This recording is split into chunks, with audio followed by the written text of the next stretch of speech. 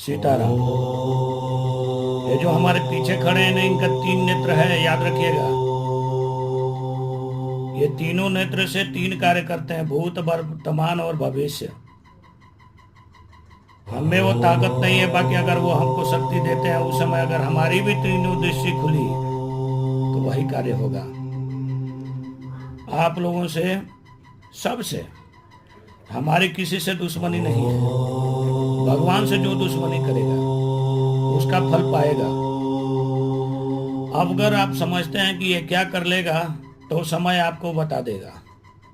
हम नहीं, वो जो पीछे खड़े सामने है ना, वो बता देंगे कि मैं और वो मिल करके क्या कर सकते हैं। जब आप हमें मारने के लिए आएंगे ना, तो हम भी आपको मारने की क्षमता रखते हैं।